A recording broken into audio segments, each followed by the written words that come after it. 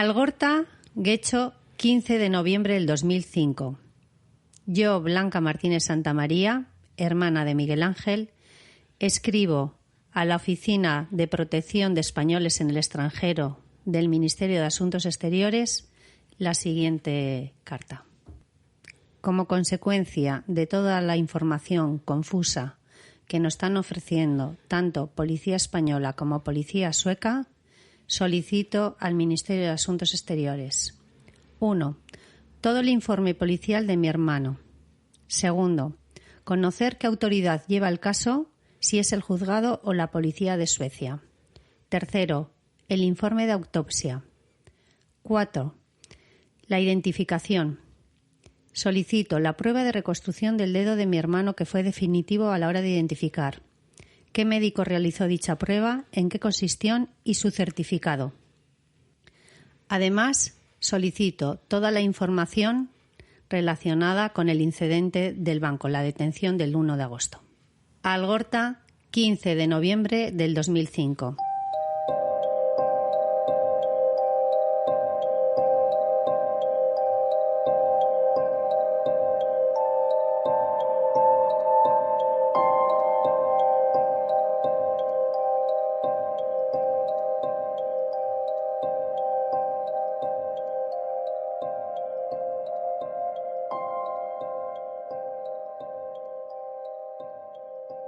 Hola, Blanca.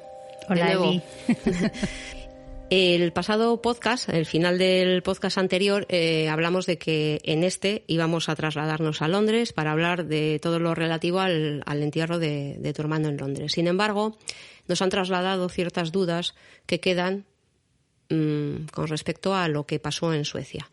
Entonces, aunque hemos hablado ya en 3 episodios de un poco de esa trayectoria de tu hermano en Suecia, hay una serie de cosas que quedan un poco en el aire, que son dudas, ¿no? Sí. Y que quedan, pues que son o mentiras, claramente, o que son cosas erróneas, mal hechas, o que son procedimientos mal llevados, o, en fin, hay una serie de cuestiones que a mí sí me parece que son importantes y que están, yo creo, directamente relacionados con las circunstancias últimas en las que pudo vivir tu hermano o directamente con su muerte. Bien, de las cuestiones más importantes del tema de mi hermano son como 3. Una es qué pasó en esa comisaría el día 1 de agosto del 2005 o esos días que precedieron, o sea, todo qué ocurrió un poco antes y después de esa detención. Uh-huh. El segundo importante es ¿qué pasó con la identificación? Más bien, o sea, con los informes de identificación, ¿no? Con el molde, con todo el protocolo que tenía que haberse realizado para identificar. El protocolo, se saltaron todo el protocolo y eso está constatado por ellos mismos años después. Por lo tanto, ellos mismos reconocen que no hubo identificación. O sea, no hay que dar más vueltas porque ellos mismos lo reconocen. Y tercero es todo lo que tenga que ver con el informe de autopsia, con todo, si tenía o no órganos, si murió ahogado o murió de otra causa, de muerte. Sí, porque el otro día, Blanca, al hablar de que nos íbamos hacia Londres, que íbamos a hablar del entierro, estábamos hablando de que no llegó con la documentación y no sé si apuntamos, no lo recuerdo bien, que bueno, pues que ya surgen unos problemas del enterramiento en Londres por cómo llega tu hermano. Pero sí, también hay otra cosa, Blanca, que creo que es importante, que no debe quedar en el aire, y es el tema de la embajada, de la ayuda que le prestó la embajada a tu hermano y de la situación económica que también estaba relacionada con la detención. Sí. Y que yo creo que suceden cosas en España y en Suecia que tienen que ver con el dinero de tu hermano o con la necesidad que tenía tu hermano concretamente de dinero y que están relacionadas con la detención, con cómo se comportan en la embajada. Entonces vamos por partes. Cuéntanos brevemente cuál es el tema de la documentación sobre la identificación, concretamente sobre el molde del dedo de tu hermano. Bien. El tema es, según el protocolo, cuando hay una identificación por huellas dactilares, tiene que haber fotografías de las huellas dactilares. Luego, tiene que estar todos los procedimientos documentados. En este caso, no está documentado que se hubiese hecho ningún molde. Por lo tanto, no se puede tener en cuenta. Aunque diga la policía sueca que fue identificado por huellas dactilares a través de un molde, no puede ser verificado documentalmente. Por lo tanto, todo lo que no puede ser verificado no existe. Vale, tú no tienes un papel donde diga este molde se ha realizado, se ha hecho por tal persona, con este dedo, con esta historia. Hablan de un molde, pero para que tú te hagas una idea, Eli. Sí, dime. El policía encargado de la investigación únicamente mandó a la forense sueca, y dijo, y en un documento en el que ponía, hoy hemos identificado por huellas dactilares a Miguel Ángel Martínez. Nada más.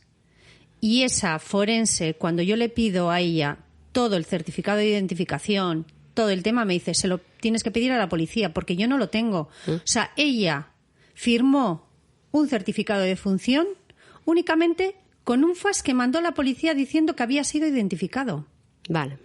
O sea, y el consulado de España en Estocolmo firmó un certificado de defunción, que es el único documento que tenemos, que no es una fotocopia, que es el original y que es el único válido. Con ese es el documento con el que fue enterrado gracias a ese certificado. Si no llegamos a tener ese documento, no habría podido ser ni identificado, ni trasladado a Londres, ni nada. ¿Y qué pasa? ¿Que el consulado de España en Estocolmo tenía una prueba de la identificación del cadáver? No. Ya. ¿Cómo firma un documento oficial sin una prueba fehaciente de la identificación? Pues no tengo ni idea, pero ahí está el fallo. Vale, eso con respecto al tema de la identificación, entonces, bueno, en algún momento se menciona algún molde, pero bueno, te consta que ese molde, yo creo que lo dicen a posteriori, no existe en ningún momento y en todo momento. No, Eli, ellos insisten. Al de unos años insisten que tienen ese molde. Eso, al de unos años. El problema es que ese procedimiento de cuando se hizo el molde no existe. O sea, no ha existido una cadena de custodia. No hay un documento que acredite cómo se hizo ese molde, quién lo hizo, cómo se hizo. Es que no hay nada. Y eso por lo debe tanto, existir. No vale. Claro. No vale. O sea, no. Eso sabes que tiene que existir, claro. Y tú no tienes documentación alguna que certifique que eso exista y aparece, y años después se habla de ello. Exactamente. Correcto. Segunda cuestión, Blanca. El policía que lleva todo el caso dice que no tiene constancia y que incluso no tiene ninguna importancia si es que hubiera sido real de que tu hermano ha estado detenido. Eso es. Cuando vosotros vais allí, le preguntáis y le informáis de esta detención y él dice que no sabe nada. Luego dice, pues bueno, que nada, le quita importancia. Pero cuando yo escribo al Ministerio de Asuntos Exteriores, la respuesta de la policía es que no tiene, o sea, que no conoce, o sea, que no tiene ni idea de esa detención. Pero es que luego, años después, vuelve a insistir que él no tiene constancia de ninguna detención. Y, sin embargo, la propia policía donde trabaja él, años después, a mí me manda todo el atestado de esa detención. Por lo tanto, es que el policía encargado de la investigación, Tommy Peterson, sí sabía de esa detención. ¿Por qué lo negaba? No tengo ni idea. Bueno, creo que sí. ¿Por qué? Porque según la ley, por lo que esto me informó otro policía sueco, es que en Suecia ponen la fecha de fallecimiento el último día que le vieron con vida a esa persona. Entonces, las últimas personas que vieron con vida a mi hermano, ¿quiénes son? La policía de Kasslat. Entonces, en vez de... La policía donde fue detenido. Exactamente. Entonces, en el certificado de defunción, en vez de poner la forense fecha de fallecimiento 00 del 2005, lo que tenía que haber escrito, según su propio protocolo, es 1 de agosto del 2005. ¿Qué fue? Pero además, el policía encargado de la investigación, según el protocolo, tenía que haber hablado con esos policías y tenía que constar en el informe policial, tenía que constar cómo ha hablado y lo que han dicho los policías al respecto de esa detención. Claro. Entonces lo que hace él, se lava las manos y dice, no me consta. Increíble. Es años, o sea, nuevamente, años más tarde es cuando otra policía, es decir, en otro momento otras personas que no están vinculadas con ese, tienen la libertad, digamos, de darte sí la documentación existente, y me contabas antes que lo que te refieren es que el informe es muy ambiguo. Claro, porque porque la policía sueca lo que me dice es que mi hermano estaba indocumentado y que fue identificado gracias a la fotocopia que mandó la policía española de su DNI. Y claro, entonces lo que me dice la policía es que no se entiende bien si mi hermano tenía esa fotocopia. Entonces, si mi hermano tenía esa fotocopia, ya tenía documentación. Uh-huh. Entonces, ¿para qué le llevan a comisaría? O sea, es que ahí hay cosas... el tema es que ¿es raro todo lo de la detención? Sí. Vale, es otra de las cosas que parece que tiene relación con, pues por lo menos con las últimas o con las circunstancias últimas que vivió tu hermano. De todas maneras, lo que se puede decir que son las últimas personas que vieron con vida a mi hermano. Bien. Y eso... Lo tenían que haber... Eso lo tenían que haber... Tendría que estar mejor documentado. Exactamente. Bien, y luego yo creo que hay un tema central, Blanca, con el que podemos concluir con las incógnitas más grandes que rodean a todo el paso de tu hermano por Suecia, y es un poco el tema económico. Y el tema económico es, de alguna manera, el tema económico es el que provoca que tu hermano se sitúe en un banco y pida su dinero, pero también estamos hablando de que, a cuenta de esa dificultad que tuvo tu hermana para conseguir el dinero, también se puso en contacto con la embajada, y hay conexiones también con un banco español, con el banco en el que tu hermano tenía el dinero. Cuéntanos un poco qué pasa con el dinero, que al fin y al cabo parece que es un poco el nexo, ¿no?, de todas las cosas. Yo creo que ahí empezó todo. Mi hermano se va a finales de abril a hacer un viaje por Interrail y tenía dinero en su cuenta. Y luego todos los meses le hacían un ingreso de su pensión en esa cuenta. Uh-huh. Entonces, mi hermano lo que hace es empieza haciendo un viaje totalmente normal. Va gastando de su cuenta, se ven reintegros y todo normal. Hasta que a principios de julio del 2005 se presenta en el Consulado de España en Estocolmo y entonces le dice que tiene problemas con su tarjeta de la BBK. Uh-huh. Entonces, lo que viene a decir mi hermano es que está intentando solucionar este problema con su banco, pero que de momento no lo ha conseguido y únicamente informa al consulado. No les pide ayuda. No, en ese momento les informa porque el consulado lo que hace es le ofrece un dinero de emergencia, pues un dinero que tienen en caso de necesidad de algún español en el extranjero.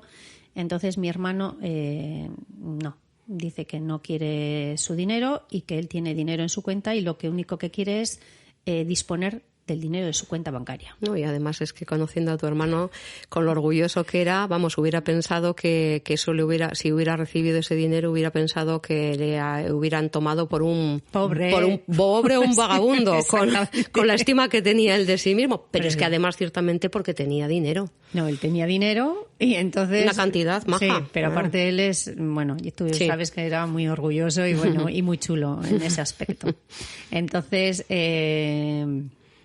lo siguiente que sabemos es que llama por teléfono al consulado y habla con la canciller. Uh-huh. Entonces lo que le dice es que no ha solucionado el problema de su tarjeta, que quiere salir cuanto antes de Suecia. ¿Que quiere salir cuanto antes de Suecia? Sí, algo le está pasando en Suecia porque lo que le viene a decir que se quiere marchar ya de Suecia. Necesita marcharse de Suecia. Entonces les pide ayuda. Uh-huh. Y entonces la canciller le dice que le va a ayudar, que va a llamar al director de su banco y va a intentar que le hagan una transferencia. ¿Al director de su banco en España? Ah, sí, uh-huh. Aquí. Y entonces le pide ayuda. lo que hace la canciller es se pone en contacto y por fin habla con el director del banco de mi hermano, que era Agosto. Y entonces... Bueno, lo que le dice este director es que que él no puede ayudarle. Ya. Que él no puede ayudarle y que necesita la intervención de su familia. ¿Y eso? Pues no tengo ni idea, porque mi hermano era titular único de su cuenta bancaria. Mi hermano era mayor de edad. Uh-huh. Mi hermano tenía dinero en una cuenta en el que solo costaba él. Es más, Eli, te voy a contar una cosa, que cuando fallece me llaman del seguro de la tarjeta. Sí. De la tarjeta esta, de crédito. ¿no? De crédito. Sí. Y entonces me dicen que, como se habían enterado de que mi hermano había fallecido y que si él había pagado ese viaje con esa tarjeta, uh-huh, se hacían cargo de la repatriación del cadáver. ¿Oh? Sí. Entonces voy a la BBK y entonces le pido esa información. Si mi hermano ha pagado con esa tarjeta, sí, el dinero que hizo a Suecia. Uh-huh. Entonces me dijeron que no me podían dar esa información, que únicamente se la podían dar a mi hermano Miguel Ángel. Ah, muy bien. O sea, cuando estaba vivo necesitaba autorización de la familia. Sí. Y cuando la familia, una vez muerto, pedimos información, pero encima para algo que nos han solicitado, no nos dan esa información y únicamente se la podían dar. Bueno, a él. Perdona que paremos aquí, por favor. O sea, porque yo creo que siempre damos la pincelada de humor, ¿no? Sí. Hablando de tu hermano, pero es que en este caso la pincelada de humor viene de parte de la BBK. Sí. Es decir, aquí necesitamos realmente, no sé, pues eso, hablar con otros entes sobrenaturales, ¿no? La BBK sí necesita hablar con los muertos, sí, para conseguir que se pongan en contacto y cobrar lo que necesitan cobrar. Bueno, esto es el colmo, Blanca. No, esto, bueno.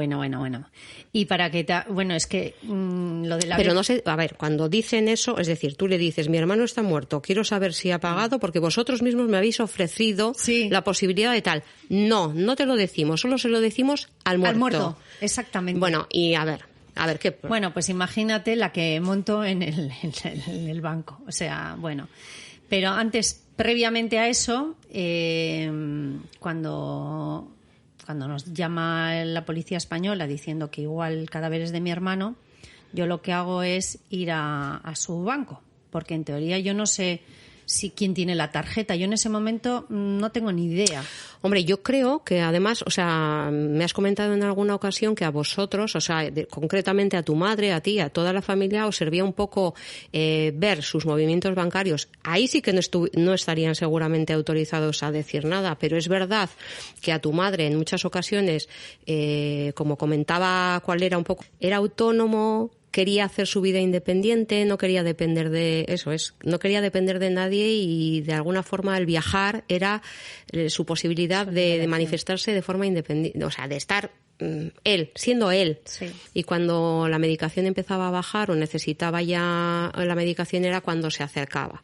Claro, cuando estaba viajando no quería saber nada. Nada, porque tú ten en cuenta que se llamaba mi madre, era Miguel Ángel, ¿cómo estás, Miguel Ángel? Claro. Era recordarle un poco pues que ya tenía una edad y que aquello que no. Entonces él no quería eso, no quería el control paterno. Claro, o sea, no quería materno, para nada de materno. Sí. Entonces, claro, nosotros éramos como los malos de la familia. Mi madre, yo... Más que los malos, igual los que le podía recordar que tenía un problema. Exactamente. Y en otros sitios nadie le podía decir, es decir, nadie tenía un historial de su vida, ¿no? Pues es lo que estás diciendo tú.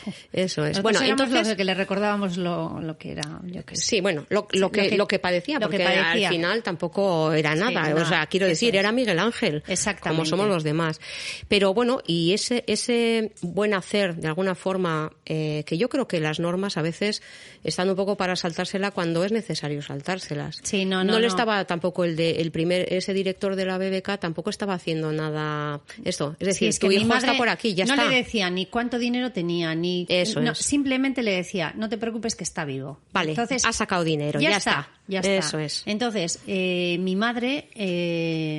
en agosto, la sucursal que teníamos debajo de casa de la BBK cerraba en agosto y se trasladaba. Entonces, en septiembre, cuando volvió a la misma sucursal, bueno, sí, por obras o lo que fuera, sí. Cogió, lo primero que hizo se presentó allí, porque mi madre sí que esta vez estaba extremadamente preocupada, y es más, incluso ella creía que algo le había pasado a Miguel Ángel. Luego hablamos de eso porque es importante también. Sí. Entonces va allí, fue a donde el director del banco y le dijo pues que él haga esto, ¿no? Que le mirase. Pero ya era otro director. Ya era otro director, sí. Con el que mi hermano había tenido problemas con él. Porque en otra ocasión también necesitó que le harían una transferencia y no le hizo. No le hizo y tuve que intervenir yo. Bueno, la cuestión es que con este director mi hermano no se llevaba bien.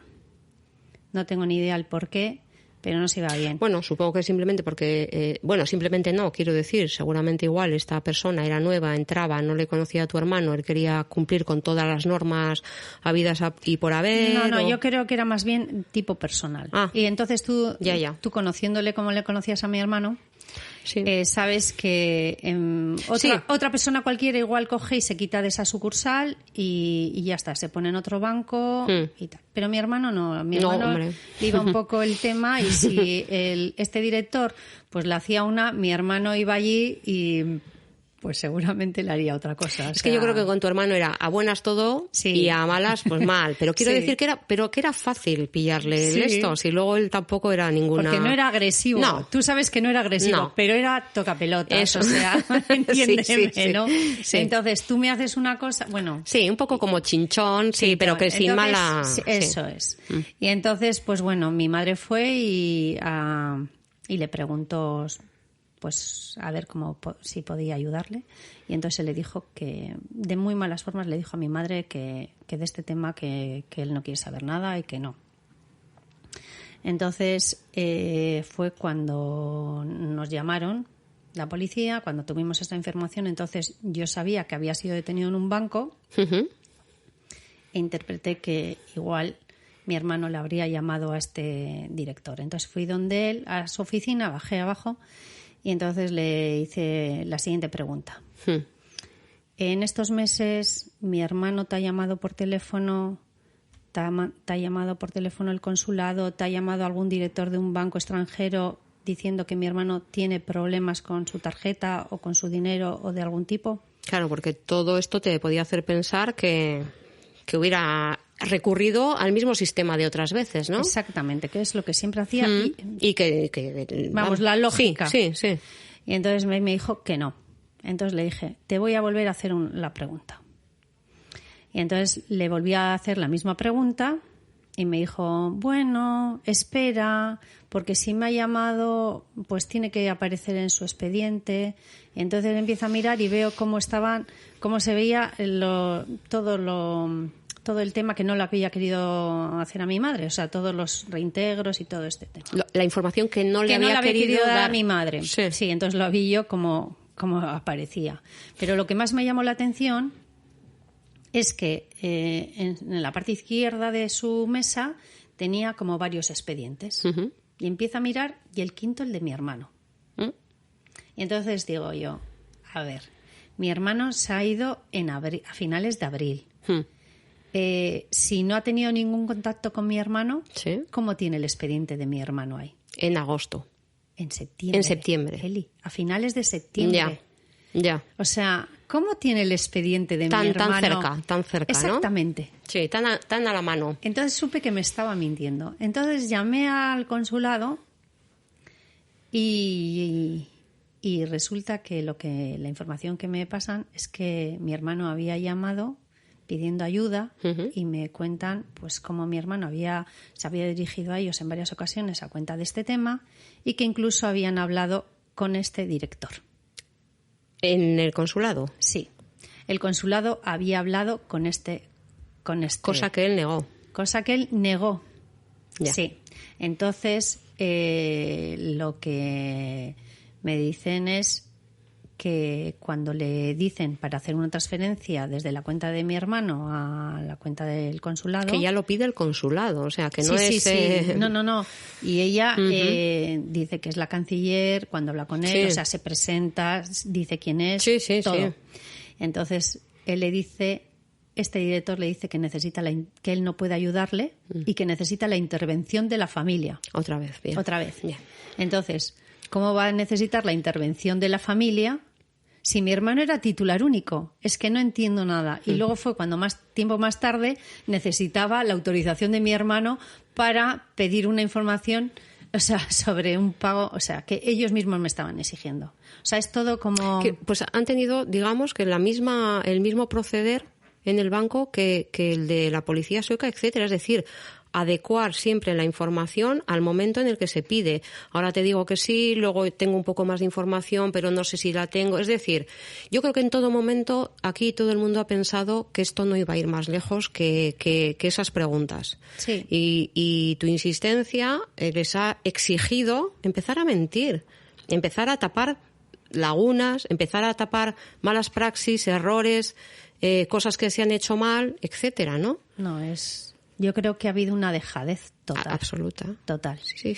Entonces, bueno, y uno de los problemas, quizás yo soy culpable, porque cuando hablo con el cónsul Culpable tú, me rechina la palabra. Sí, ¿sabes por qué? Porque él me dice, Blanca, te voy a dar un consejo. No hagas público, esto en cuanto me dan la información, no hagas público este tema, porque luego los periodistas te van a preguntar, tal.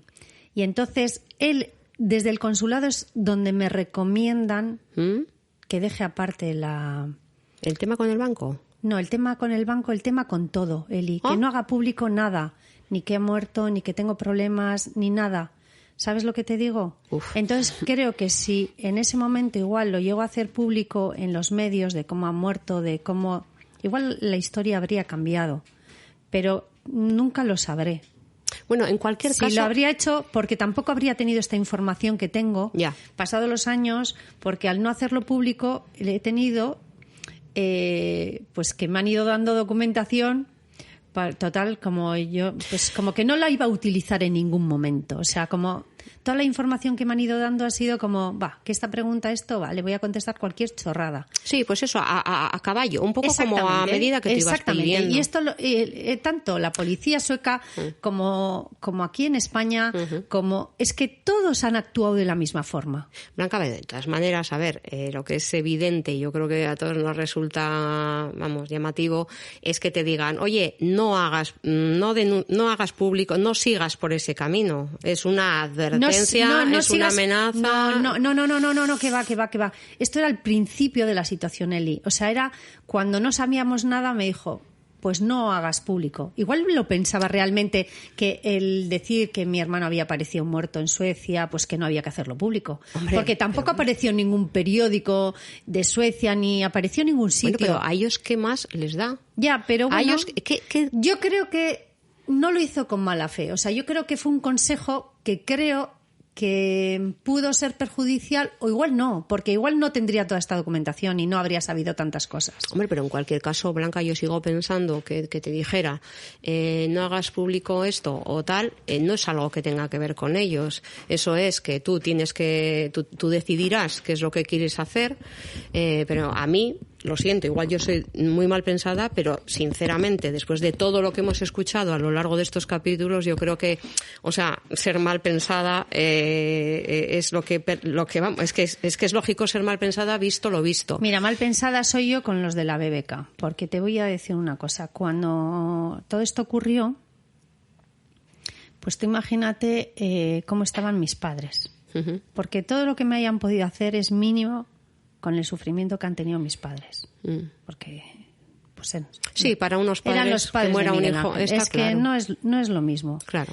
Mi padre, que era pues de salir mucho, le gustaba ir al deportivo, a ver la pala, pues estar con sus amigos, hablar, pues de repente se quedó en casa sin salir porque yo todos los días llamaba al consulado, por favor, que entréguenos el cadáver pues para enterrarlo, porque pensaba que en ese momento todo el sufrimiento no iba a acabar, pero por lo menos iban a poder mis padres empezar a hacer un poquito el duelo. ¿Sabes lo que te digo?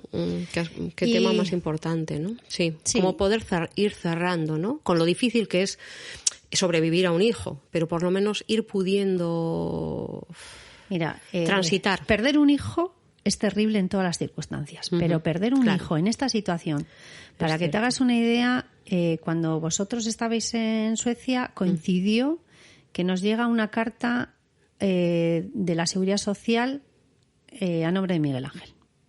Va mi madre, la abre. Sí. Y entonces lo que dice esa carta es: Miguel Ángel, tal como has solicitado, te mandamos tu nueva tarjeta de la Seguridad Social.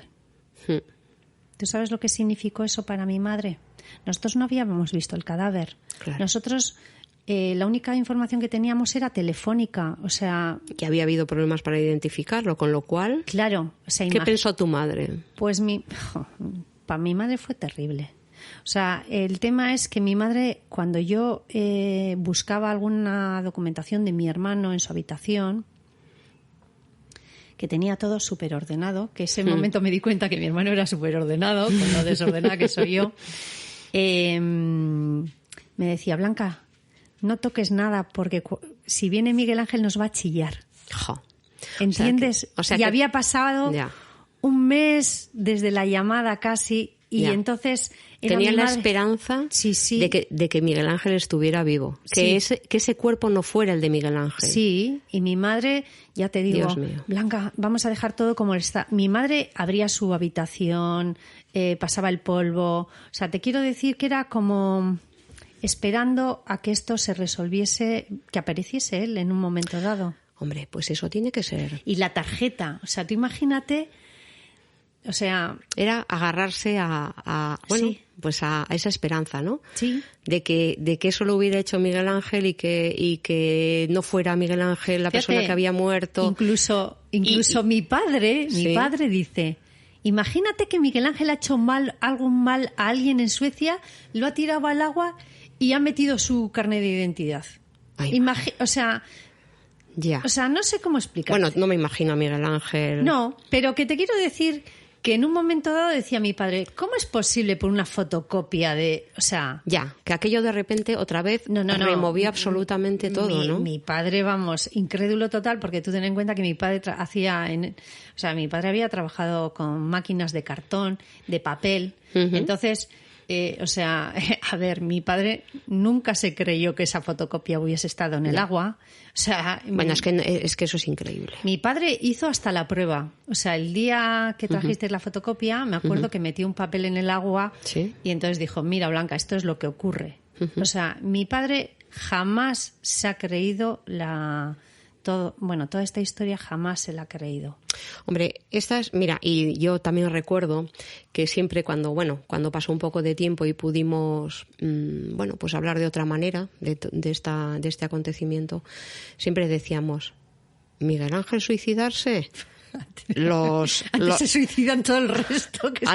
Antes se matan todos por no aguantarle. Sí. O decíamos, antes se pone un cinturón de bombas y se lleva consigo a no sé cuántos. Sí. Es decir, que en esa fase que decíamos de que no era mala persona, ni mucho menos, pero en esa esto de que hubiera estado tocando un poquito las narices a cualquiera, o sea, es que para nosotros era impensable que Miguel Ángel se hubiera suicidado. Pero porque imagínate, antes, que no. Eli, que cuando yo llamé al consulado de Londres, que también le conocían, es que me dijeron lo mismo. Ya. Miguel Ángel no se ha suicidado, porque es que, antes harta todo el mundo que está al lado. O sea, antes morimos de aburrimiento. De aburrimiento, exactamente.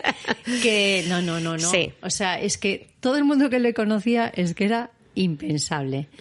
Bueno, pues... Pero bueno, el tema para tus padres, es decir, que de repente aparezca eso y otra vez que se abra una herida horrorosa que no ha dejado de sangrar, pero que de repente con la llegada de esa tarjeta se abran esperanzas, que ya parece que igual en un mes has podido ir como tal y otra vez vuelves a agarrarte a algo así, es un vaivén de emociones que de qué envergadura. Y como tú dices, que no es se ha muerto de una enfermedad, no, es que ¿qué ha pasado? No, y luego ¿dónde está? Claro, y luego encima a todo esto hay que añadir que la embajada me hace un documento en el que dice que mi hermano, que el director de la BBK había dicho que para acceder a su cuenta que necesitaba la autorización de mis padres, o sea, que él no podía ayudarles. Entonces, lo que mi madre interpretó ¿Sí? de toda esta historia es que mi hermano había muerto odiándole, porque ¿A ella? A ella.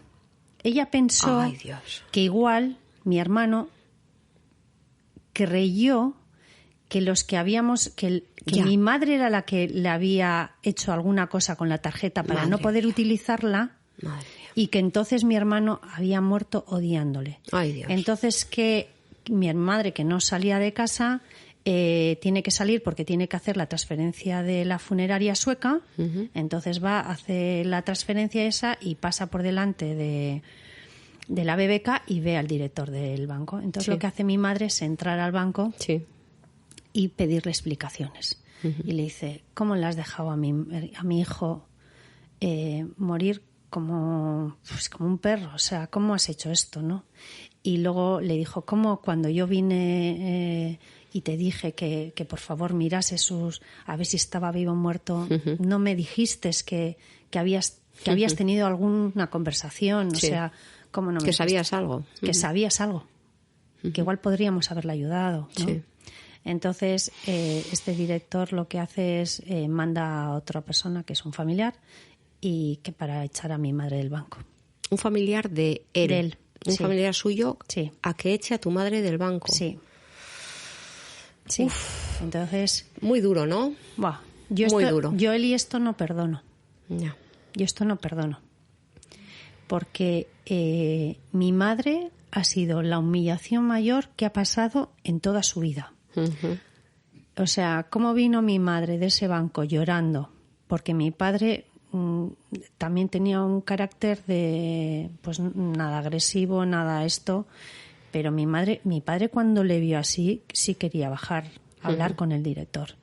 Entonces al final decidimos que no, que íbamos a la Archaña a poner una denuncia. Porque cuando mi madre lo que relató es que cuando salió de ese banco esta persona le dijo que era una loca sinvergüenza a mi madre. Y mi madre era una persona, vamos, encima que era una bellísima persona, súper buena, es que no se merecía esto. Y bueno, ¿quién se lo va a merecer? Dios No, mío. esto no se merece nadie, pero es que encima la situación que estábamos viviendo, encima esto, para ella fue la mayor humillación de su vida. De su vida. Entonces, denunciamos y al de 5 días o 6, o sea, en nada, la semana siguiente hubo juicio. Juicio rápido. Juicio rápido, Esto sí. vamos a quitárnoslo Sí, de sí. encima rápidamente. Además, tú ves que yo no he podido poner denuncias contra lo de mi hermano, pero esto fue, vamos, hizo falta. Rapidísimo, pero seguramente...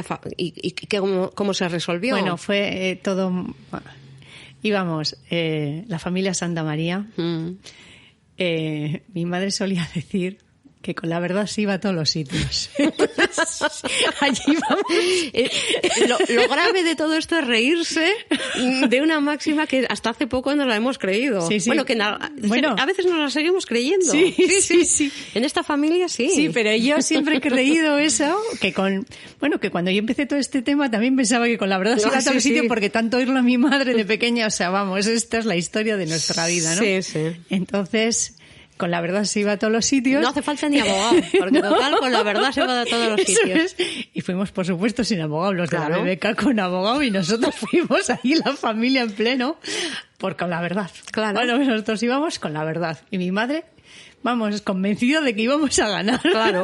O sea, yo, Vamos, impresionante. Entonces llegamos al juicio y con la verdad máxima. Entonces mi madre, cuando le preguntaron si reconocía a la persona que le había echado, decía que no era esa persona. O sea, todo el mundo decía que la que le había echado era una persona y mi madre insistía que no. Pero sabía con qué ropa iba. O sea, se acordaba hasta del color de su camisa. Sí. Pero no en la cara o lo que sea, no se fijó. Sí. Claro, luego viendo las imágenes que mi madre está de espaldas casi todo el rato. Entonces, y luego me imagino que fue con un momento para ella tan sumamente... Hombre, pues que te bloqueas. Indecente, que entonces... y entonces le decía a la jueza, ¿pero usted está segura que este no era el señor que No. Y mi madre estaba segura con su verdad que no. No, bueno, al final el juicio siguió. Por supuesto, todos los que trabajan en la BBK eran testigos y todos dijeron que nada, que había sido algo como súper bueno. O sea, como es más, le habían invitado, le habían acompañado y no le habían servido un café con pastas de milagro, ¿verdad? O sea, todo el mundo vio normal que echaran a mi madre de la BBK. Porque lo hicieron seguramente con unos modales maravillosos y estupendos, normal. ¿verdad? Sí. Entonces todo fue normal. Entonces mi madre, cuando va a declarar, entonces dice, pues yo cuando llegué allí lo que le dije, pues cómo le había tratado a mi hijo. No, usted no puede hablar de su hijo, porque eso no es el tema. Me acuerdo perfectamente, entonces mi madre le dijo, ¿y de qué hablo? Uh-huh.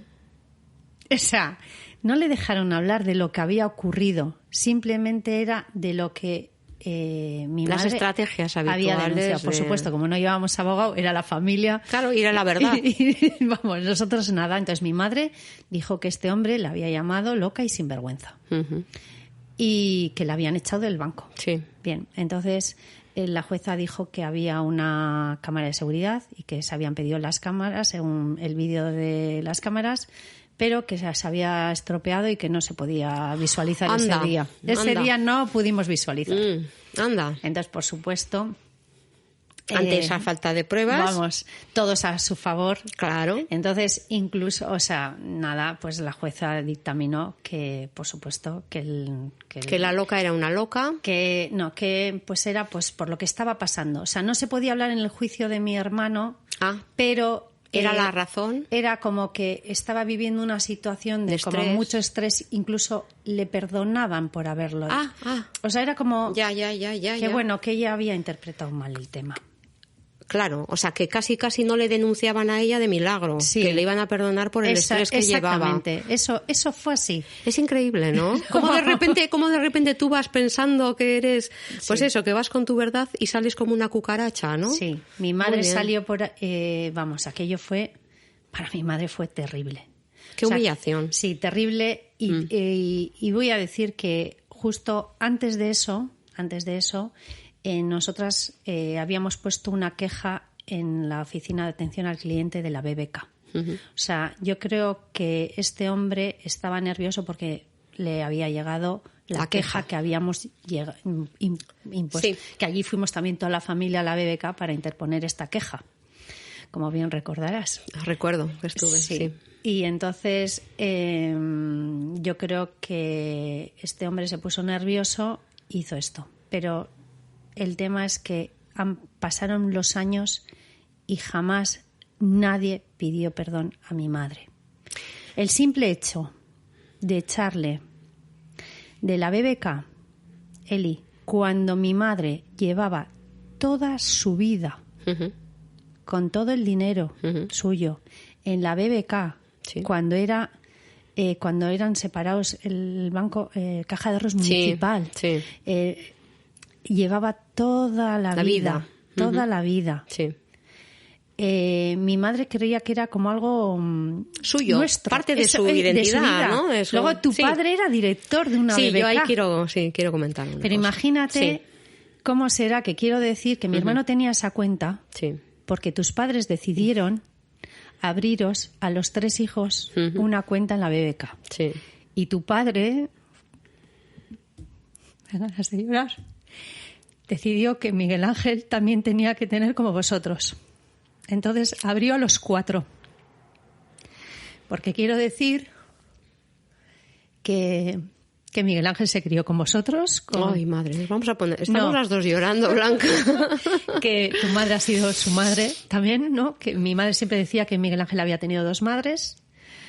Pero ¿sabes lo que te digo? Que mi madre, eso lo que le hacía era feliz, porque con toda esta historia, lo único que le ha valido a mi madre es ver las fotos de mi hermano de pequeño y decía qué feliz fue, porque tenía toda la familia Santa María, todos le querían, fue el primer nieto, claro, el primer sobrino, ha sido como el especial, ¿no? Sí. Tú sabes que nuestros abuelos, sí, o sea, sí, vamos, o sea, era pasión por él. Uh-huh. Entonces mi madre siempre me decía, pero fue un niño súper feliz, todo el mundo le quería, en mi familia, pues todos, ¿no? Entonces para él fue algo, para mi madre fue como, pues a eso se agarraba. Bueno, yo voy a comentar que efectivamente mi padre, cuando pasó todo eso, estaba jubilado, yo creo, de la BBK. Sí. Y yo, sí, es verdad, estaba jubilado, me acuerdo, porque yo también... Bueno, es que, a ver, la BBK yo creo que siempre se ha vendido como el banco de, pues el de toda la vida, el de siempre, etcétera, pero es que hasta hace... como quien dice muy poco, porque yo tenía un amigo, bueno, sigo teniéndolo, pero ya no le veo hace muchísimos años, seguro que nos encontramos y seguimos esto, pero bueno, no le veo hace muchísimos años, y le hicieron director de la BBK. Y fíjate hasta dónde llegó el tema, que ese chico me llamó para decirme a ver si yo podía hablar contigo, ¿te acuerdas?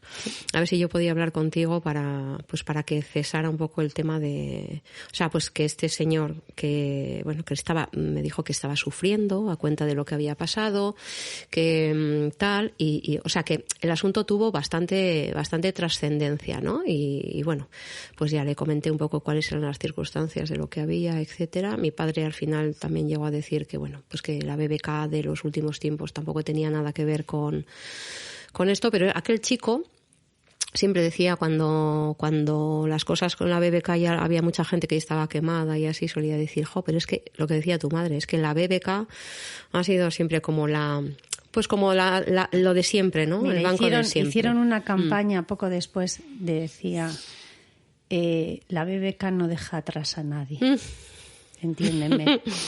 Y yo quiero decir en este podcast que a mi madre nadie le ha hablado.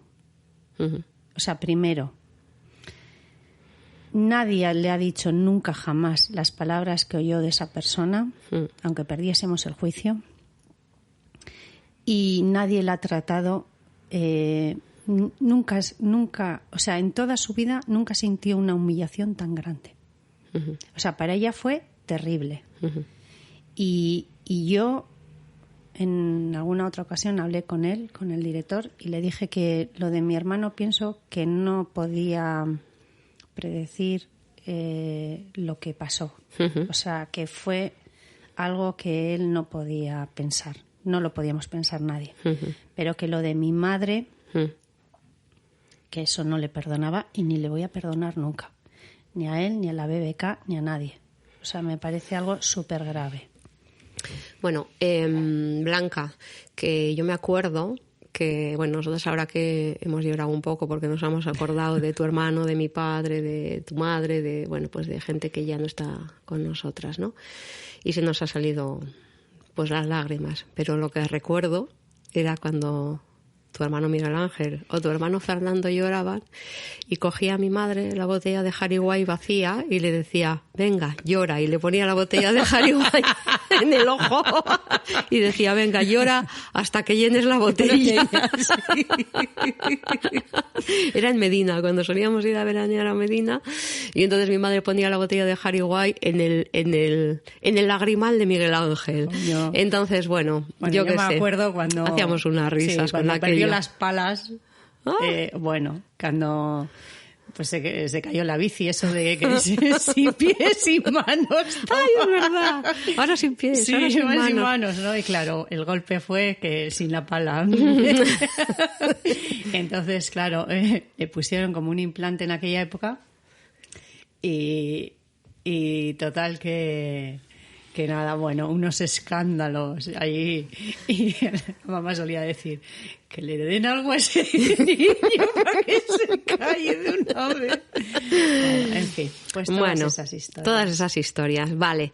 Bueno, pues Blanca, que con estas cosas que se nos van viniendo y estamos recordando, no hemos ido a Londres. Dejamos Londres, dejamos Londres para el próximo, para la próxima semana. Y bueno, estamos contentas porque estamos viendo que la gente nos está escuchando. Bueno, pues ya queremos casi nos estamos viniendo arriba. Sí, esto es mejor que ir al psicólogo. Ya te digo. Bueno, o sea, entonces, como la gente parece que se está animando y nosotras queremos mejorar, todo. Nos gustaría primero pues que la gente se suscribiera al podcast, que nos hiciera todas las preguntas, todas las cuestiones, todas las dudas que tenga, que nos las plantee, que se las vamos a responder, pero además rápido, porque es que nos va a hacer ilusión que nos hagan preguntas de cosas que se animen, sí, porque, a ver, que como dijimos la otra vez, no somos profesionales y probablemente estemos dando por sentado cosas que nosotras sí sabemos, pero que la gente que nos escucha dice, espera, que ese tema no lo han explicado, ¿vale? Y suscribirse y darle al me gusta. A eso. Y ya sabes, la plataforma es iVoox. Bueno, aunque está en más. En Apple, en Amazon está, en iVoox está. Pero, y en mi página web de WordPress también. Lo único que para darle al me gusta y suscribirse tiene que ser a través de iVoox. Vale. Venga. Oye, pues suscribíos, darle a me gusta y hasta la semana que viene. Hasta la semana que viene. Y las preguntas, encantadas de contestarlas. Pues la verdad que sí, venga, animaros. Venga, gracias. Agur. Agur.